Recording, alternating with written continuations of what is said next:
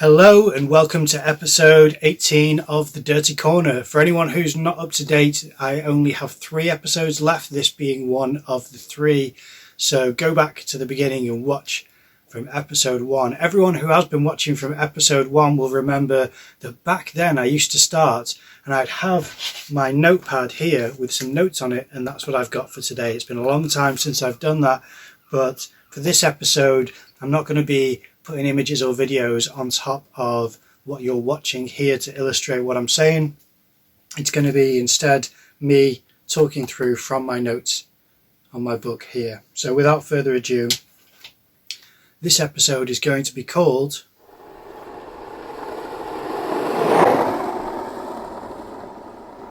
Okay, so what I want to discuss in this episode is how you could do better than what I did whilst I was trying to do the right thing.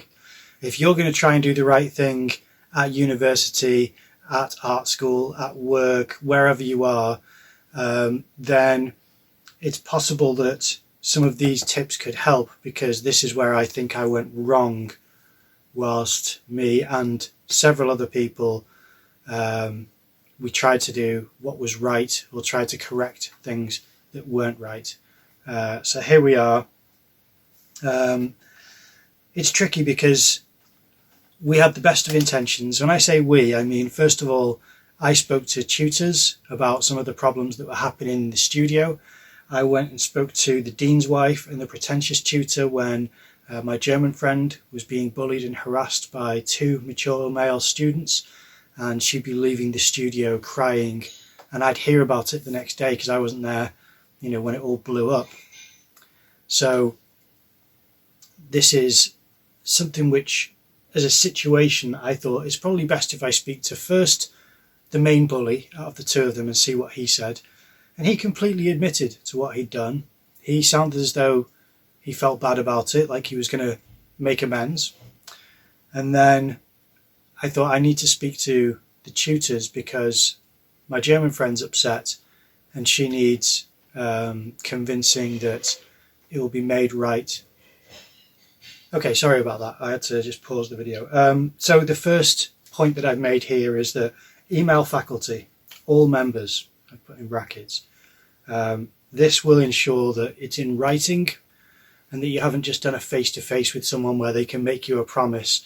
By someone, I mean, the tutors. They made me a promise that they'd deal with it. They'll sort it. They said, I'll sort it, leave it with me. That's what both of them said. The pretentious tutor and the dean's wife both said exactly the same thing. I'll sort it, leave it with me. Which I think's just humorous that they both had the same wording. That's how I remember it anyway. So yeah, email faculty, all members, tag them all in saying this has happened, this is the result, this is the concern, this is my proposal as a solution. Thank you for your time, or something like that, something polite but relatively formal, because they're not friends. As much as they try to get that friendship bond with you, that's what I experienced at uni. They're not your friends. They just kind of play it like that. Okay.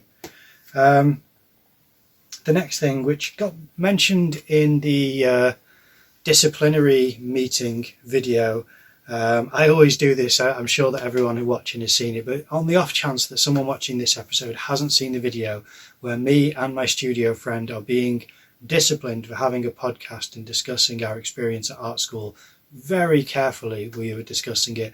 If you haven't seen that video, then the link is here, so check out that episode. What gets mentioned is the chap who's running the disciplinary meeting said that we should have used the student voice forum, and we hadn't at that point. We were trying to just discuss art school. We weren't making a podcast complaining about everything that went wrong there.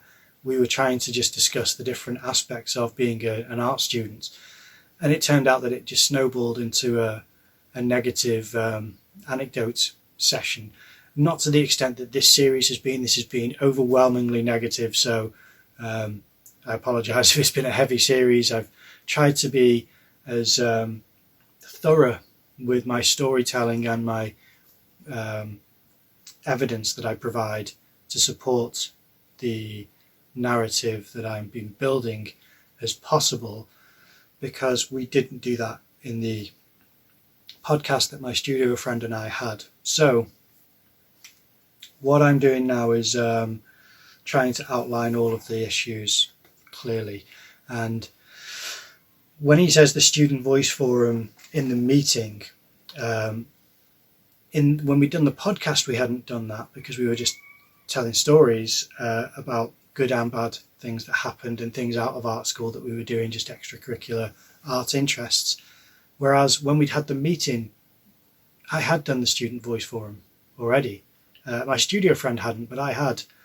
So I'd done that, but I'd also done this Unitu site, which I'd been blocked from. I talk about all that in the meeting, so check out the episode if you haven't already. And it was the Associate Dean, I suspect, who was blocking me from leaving messages on there, even though I take screenshots of my messages before they were deleted. I think it's because they were part of a thread. And at the time I was just constantly recording things and taking screenshots of things because I was suspicious that when things go wrong, if I don't have evidence, then it won't be taken seriously. So I think that's when I went to such a high level of everything that's official needs to be recorded. Every conversation between me and another student wouldn't be recorded in any way, whereas me and faculty, that would be recorded, and any interaction on a university platform, I'd take screenshots of what was said. Sadly, I did not take a screenshot of the Student Voice Forum message that I initially left. I read out the email on an episode of this podcast where it was the response from the Associate Dean to my Student Voice Forum message that I left. And I remember at the time, I wish I would have taken a screenshot of what I'd put, because I remember the emotional state that I was in, or I have a memory of the emotional state that I was in, and I was just leaving the message. From what I recall, it was my response to how the bullies had reacted to my German friend, the announcement of her leaving, and how the bullies had made fun of that. I think that had really affected me, and I just thought, this has gone too far. Not only has she been bullied and left, but now they are mocking the fact that she'd left. They're openly saying why it was that she'd left, which I just thought was unacceptable. So use Student Voice Forum is point number 2, which I did do. But if you can, take screenshots of everything that you can and try to put them in a folder on your computer labeled, uni screenshots or complaint images or something like that, because just something labeled that you'll know what it is, because I didn't do that. My evidence was all over the place. So when I was making this, the Dirty Corner series, I had to look everywhere, just high and low, for everything that I could find, and it was all over the place. I'm sure I'll come across things that I wish I'd had to make an episode out of afterwards, but once I've done this series, I've not got any intention of continuing it, even though someone has proposed an idea to me, which I might discuss at another point. Point number 3, attempt to reconcile. This is something which I did initially, as I mentioned at the beginning, when the incident first happened with my German friend, and she was upset and told me that she was thinking about leaving the university. I'd attempted to reconcile by talking to her, talking to the main bully, and after I'd talked to him, talking to the tutors, and that was my attempt to reconcile the situation. If you do that, if you're interested in doing that in whatever situation you're in, I would propose that in writing via email to try and arrange something, just so that you have a timeline of steps of good faith arguments or kind of good faith attempts that you're making to try and fix the problem, instead of what they suggested I was doing, which was they were suggesting that I was stirring and making things up, and I don't know, they were kind of accusing me of doing things which they were doing. So yeah, very strange. So attempting to reconcile is a good thing. I think that's the right thing to do. if it can be fixed, instead of just saying these should be punished and removed, it's better to fix it, surely, if it can be fixed. Okay, yeah, I've already kind of mentioned this, but point number 4 that I've got written down is collect evidence calmly. The reason I put calmly is because of my student voice forum message. By memory, I think it was frenzied. Coherent but frenzied. I was making accusations, I was calling people names, to the extent that I was saying people were corrupt, not calling them names as in their pretentious tutor. That's what I'm doing on this podcast, because it's the easiest thing for me to keep straight in my head the redacted version of people's identities.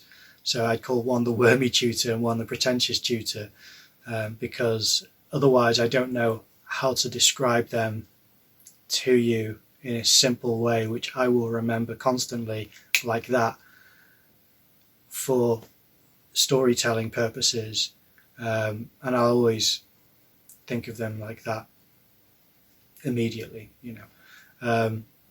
So if you are collecting evidence, I suppose the reason I put calmly as well is that everything which I got was frantic. You know, I would take rapid screenshots, and the video that I'm editing for next week's episode is recorded on a GoPro, so the audio is terrible. This is a warning ahead of time, the audio is really bad.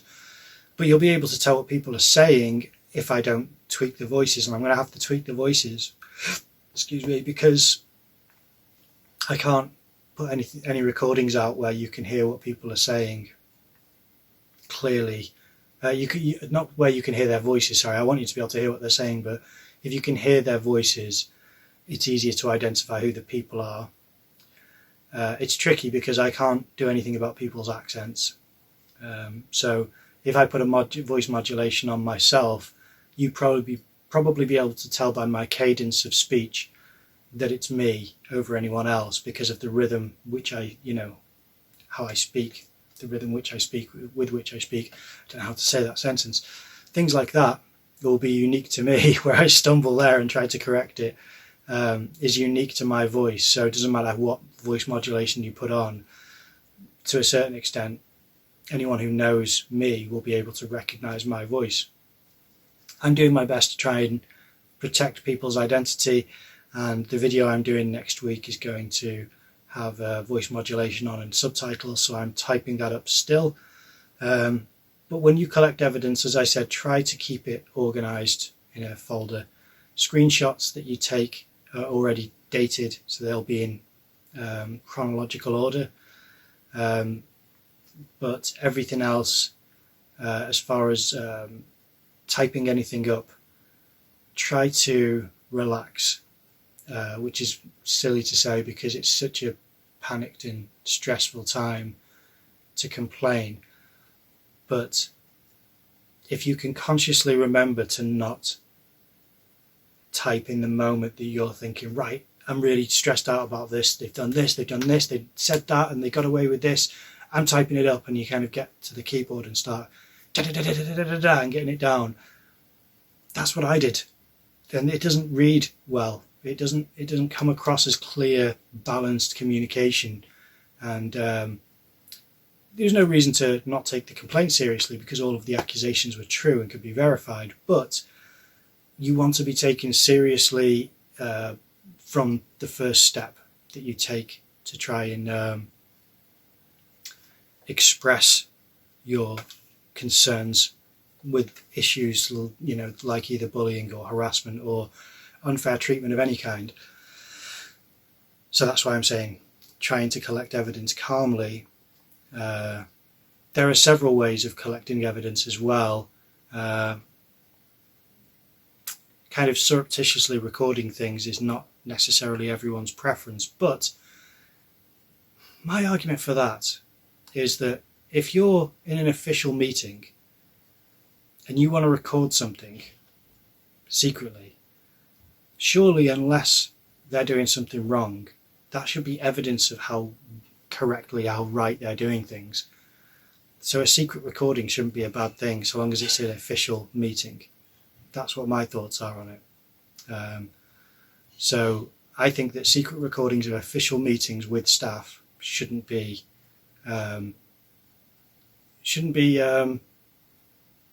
undermined in any way. They shouldn't be dissuaded, because if you're doing your job well, a secret recording will show that you're doing your job well. So long as there's no edits in the video, there's nothing taken out of context or changed, altered in any way, I don't see what the issue is. And I have unedited videos. That's why I'm spending so long on next week's episode, is because I'm doing the full video. I'm trying to put in from start to finish of the episode, of the meeting. I'm taking out signal issues where there's just no one talking and all you're listening to is whoop whoop, and you're just seeing a spinning wheel. Whoop whoop. That happened quite a few times for quite a while as well. So I've taken out those, but that's not context. You can tell when people start speaking again. Anyway, so that I think is an important element of collecting evidence, is surreptitious recordings, because people behave differently if they know they're being recorded than if they don't. That's how you catch out people in official capacities doing things wrong. If they know they're being recorded, they will dot every I and cross every T, and if they don't, they may say some inappropriate things. I have recordings that I could have shared that I didn't for certain reasons, which I think illustrate how inappropriate some of the faculty were. But there we are. So that's collect evidence calmly. I'm going through these bullet points quite quickly. There's actually only 2 more points left. So let me just pause for a second again, because there's certain things happening which in the background, which I don't want distracting me from talking. So that's why I'm stopping the video. So bear with me a moment. Okay, so last 2 bullet points here. I made a complaint to the OIA with 3 other students, and it was late in the year. Ideally, if you're filing a complaint, try to get it pushed through as quickly as possible, and which is tricky, but try to consider where you are in your course or in your life or in your job, wherever it is that you're trying to deal with these types of issues. Try to weigh up the timeline of what you're doing, because that affected how difficult it was to really communicate with the OIA, which, in case you're not aware, is the Office of Independent Adjudicators. It's supposed to be an independent body which is more partial towards the student than the institution. So I was, quietly optimistic about our chances of being heard fairly, but it came back with nothing. It just threw out all of our points of complaint, and it felt corrupt, even though I couldn't verify that. After our experience at the complaints process of university, to have the OIA respond so poorly, where they just said it was unsuccessful, we didn't find any wrongdoing, we couldn't find evidence for a poor education, for significant bullying, or for unfair treatment of students. I think those are the 3 points that we complained on, and so they just threw it out, which I thought was ridiculous, because the points of bullying were obvious. The unfair treatment was verified by other students who'd been given opportunities, resources and support that we weren't, and I had screenshots of students having more support than what the students in the out group were having. It feels weird to say the out group, because it was just a sense that we had, and we started to discuss, saying, has so-and-so talked to you much? So no, they haven't really, because they've been talking to this student. So all right, well that could be something else, and you just try to explain it away, and they say, yeah, but that's been happening for months now. And that was the conversations that we were having, was why are these students having so much extra help than what we are when we're applying for the same assistance, leaving messages for the tutors to say book me in for additional workshops, which we shouldn't have to have. This is another thing that I didn't like about uni. Anyway, this is supposed to be a constructive how you do better than what I did thing, so I won't go into that. But the OIA was tricky. It was a lot of filling out forms. It was confirming that I was the spokesperson for the complaint. It was having to what's the word, to just basically reach out to the other complainants and confirm that they are happy with the complaint that I'm laying out. I mean, ideally you will have support for a complaint if you're making one, because if you're doing it solo, I can't imagine what that would be like. I had support from 3 students on the complaint, and 2 students who weren't part of the complaint, who just didn't want to join because they wanted to be treated better. And I wish they would have joined. I don't know if we would have been more successful, but they were definitely strong voices when they did speak up. So that was unfortunate, but I can understand them not wanting to, and it was probably wise of them not to. Anyway, so the OIA was a bit fraught for me. So I think there maybe is a way to put pressure on them, which I didn't do, where I would literally say to them that I'm not going to be satisfied with them giving me an adjudication without adequate communication and possibly consultation with the people who are overseeing the case. So, you know, whether it's agents, I don't know what they call them. I would probably have pressed them more for rationality and communication, and ensuring that we had support from them so that our complaint was robust enough to have every opportunity of being successful. And I didn't do that because at the time we were writing a dissertation, or if that had already happened, then we were preparing for our degree show. Both things are towards the end of the course and was really a stressful time for everyone. So when you're at the stage of the OIA, it's tricky, but I would try to organise your thoughts, organise your evidence, and put as much pressure on them as possible to know that you are suspicious that they are not going to do the right thing unless they communicate it with you, which that's not the way to put it, but that you are concerned that the complaint won't be done justice without adequate communication before the complaint is processed. So I would constantly harass them for that.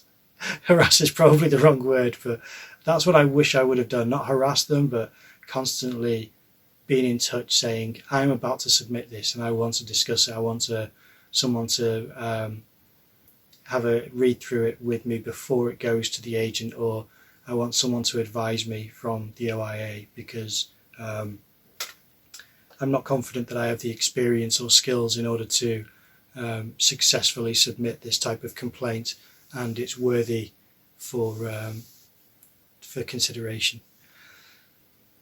That's my thoughts on the OIA anyway. It was tricky, that part. I didn't even, what do you call it, when you have the opportunity to, I can't think of the word now, when you want to basically have it, when you've had the conclusion of your complaint, they had the kind of, them saying that it's not successful, to appeal it, that's the word I couldn't think of, to appeal against their decision.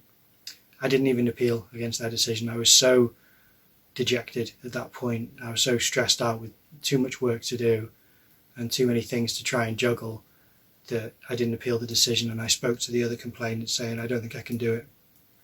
And we all just said, yeah, let's just forget it. We were all just depressed at that point. Appeal. If you can, appeal. They give you something like 2 weeks, I think. That's a point as well.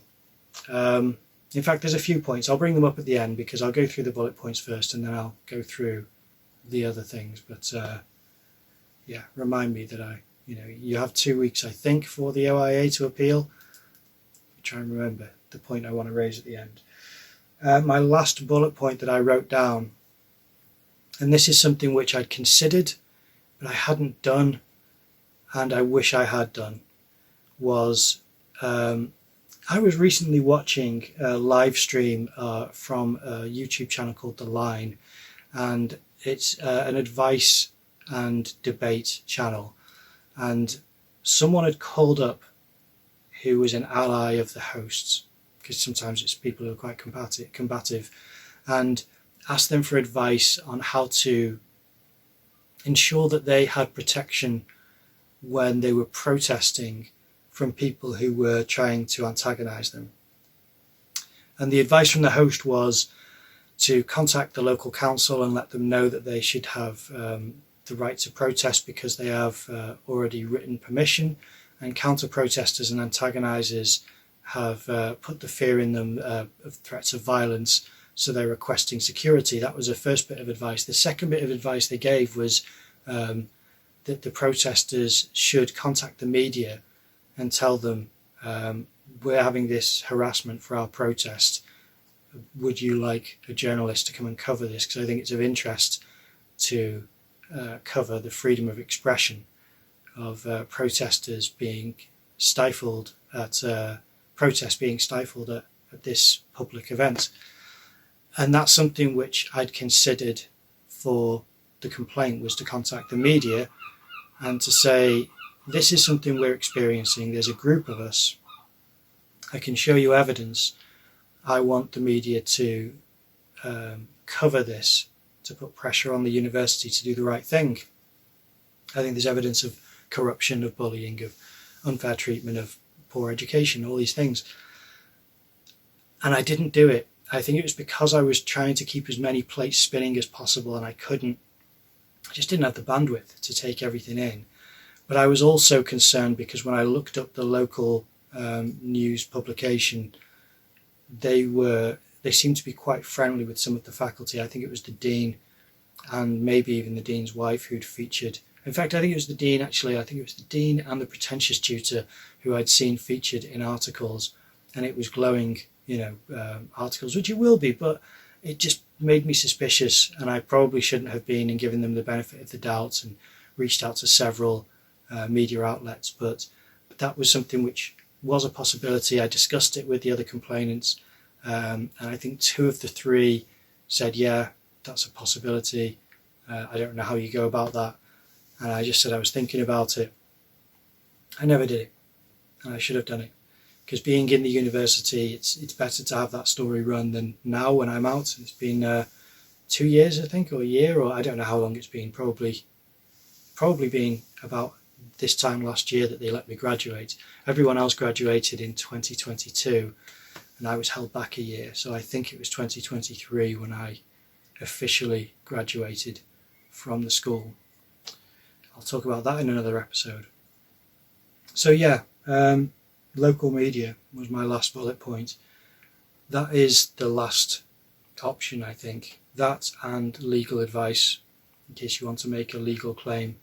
Because if you feel that the damages are great enough and you have strong enough support from fellow complainants, that's an option which you can take.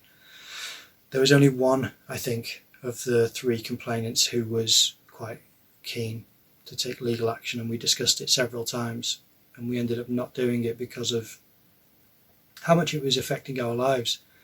It's part of the unfair fact of making a complaint about university. Anyway, let me get on to the points that I remembered. In the university that I went to, as far as I remember, I could be misremembering this, but I'm pretty sure from the point of something happening, from the event that you're complaining about, to the point where you file a complaint, you have 10 days. I'm pretty sure that's what they say, 10 days, which I think is an unreasonably short amount of time, because processing something takes much longer than that. And it far exceeded that when I put in my complaints about different things. Certain things were in time, but some of the larger issues that they should have taken seriously, they dismissed because it was outside of it, and that's their policy. And it was very much like a corporation, had a corporate mindset at the school. But that's what I remember is 10 days. So if you're concerned about certain things happening at university, talk to someone who you really trust, whether it's someone there, someone involved, or someone who's just a friend or family member, and try to collect your thoughts and arrange your thoughts so that you can put in a complaint as swift as possible and as well worded as you can, so that it has the opportunity to be received, processed and responded to, and then you can get the ball rolling. Because if time's a factor, then they can just dismiss you offhand like they did with us. One of the other things I wanted to mention was, which I didn't write down, was the Students' Union. That was something which was a problem, because I'd called the Students' Union several times on the phone, I'd emailed them, I'd done messages for them on the university platforms, and eventually they just stopped supporting us because, not because I'd called them too much, because they didn't have anyone there. And at first there were volunteers for the Students' Union. There were some amazing people there who I remember really being supportive. And then it was less and less and less. And by the end there was just no one answering the phones. There was no one responding to emails. And it wasn't as though I'd called them too much. I'd called them to keep them abreast of every step of the complaint, saying, now this has happened, this graffiti thing has happened, and students being assaulted and workers being vandalised, and things are speeding up, they're going worse and worse. One of the things I didn't mention, which I should have done, the bullies and the faculty had been made aware of everyone in the complaint, of who we were. I don't think they should have done that. They didn't let us know who was involved in their complaint. We just had to surmise it. We only knew after the OIA had published everything in these confidential documents saying, this is what's been said. It was really unfair how young women who were going into university then felt vulnerable because these bullies and faculty knew that they were putting in a complaint about them. Makes it a hostile environment, more so. So all of these things should have been written down, and I should have done another complaint and another complaint. I should have complained about the disciplinary meeting because parts of that were really unfair and unprofessional. All sorts of things. It's one of the things that happen in the disciplinary meeting is that every time I bring up, you're asking us to apologise to the bullies, when the bullies have done this, they've done this, they've done this. And the response to me saying that was, well, if that's in your complaint, then that's, that's that. But if it's not in your complaint, then you should file a complaint. So he didn't want to hear about that. He didn't want to process it. He was saying, well, that's separate to this. This meeting is to tell you need to apologise, or not tell you need to apologise, ask you how you think it has affected people, other students and other people, by having your podcast discussing university events, which I thought was quite sinister, really, of them, because it was just this talking to a brick wall. It was a blank stare that you were having of they're just not going to consider what you're saying. So that was really tricky. And if you are in a disciplinary meeting, watch the video that I linked earlier and don't do what I did. Try and do what my studio friend did, which is concise answers, reasonable answers, fair responses. I rattled off too much stuff. I did much worse than she did. So there are better ways of approaching stuff like this. It's really difficult. You may not get anywhere, but it's always worth doing the right thing. And I think that it would be better for you to consider the points that I've raised in this video if you want to do better than what I did. So that's why I've titled the episode You Could Do Better.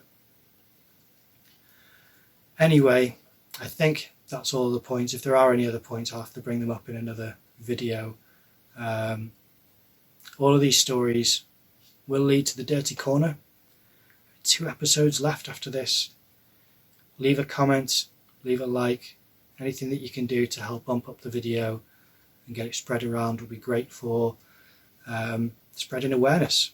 The whole reason for doing this series is to unburden myself from these memories, provide the evidence to support my opinions and thoughts on what's happened, and to hopefully make people aware that things can just go off the rails without you having any idea why it happened or how it happened.